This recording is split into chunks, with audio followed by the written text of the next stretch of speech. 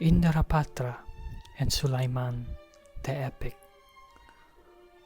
Once upon a time, in the lands of Mindanao, was a city of peace and contentment, but not for long was this peace disturbed by 4 terrible creatures whom devoured all the men they could ever find. Kurita, with many limbs, lived both at sea and at land, but its favorite hunting place was where the rattan palm grew, and there it brought destruction on everything that lives. Tarabusao, an ugly creature in the form of man, lived in Mount Matutum, where he devoured the people there and laid waste on the land.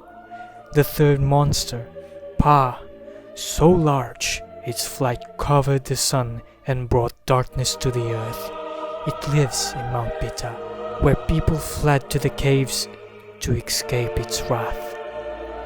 The 4th is also a bird, which lived in Mount Curayan, which brought havoc to the region. It had 7 heads. These 4 creatures were so dangerous that news spread out to the most distant lands.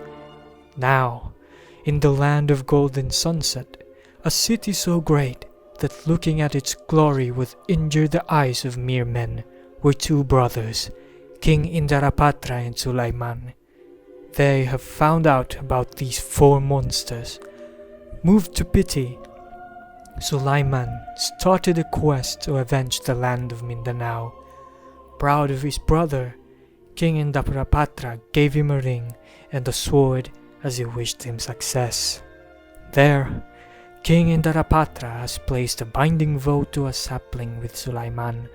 When his brother dies, the sapling dies. When he lives, it lives too.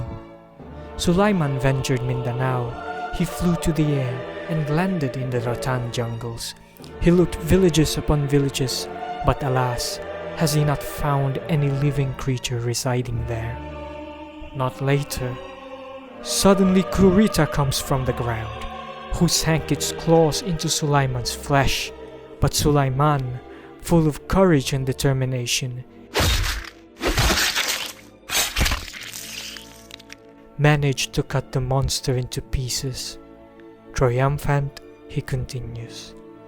Then he met Tarabusao, where for a moment they looked at each other without fear.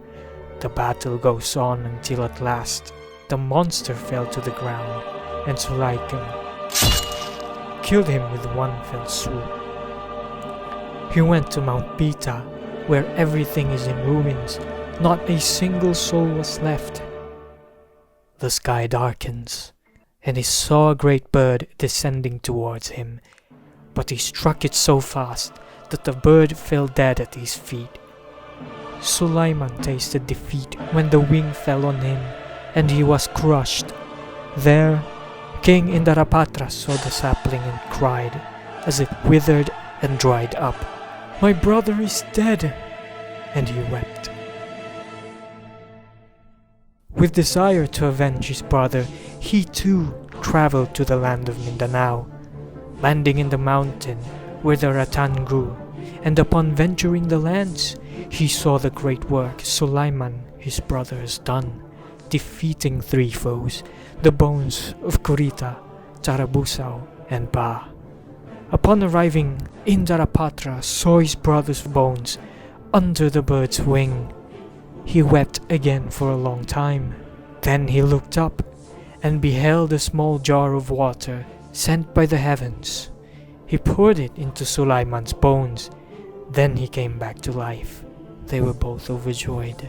But the quest is not yet over.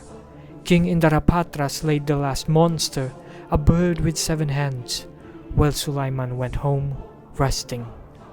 All monsters defeated, the peace of Mindanao was once restored. When they found out what Indarapatra had done for them, the people were filled with gratitude, and to show their appreciation, the headman gave his daughter to him in marriage, and she proved to be the beautiful girl whom Indarapatra had seen at the mouth of the cave. The very few, alive from the monstrosity, came out of their hiding, and the sea withdrew from the land and gave the lowlands to the people. Mindanao, because of the brothers' heroic deeds, is safe now.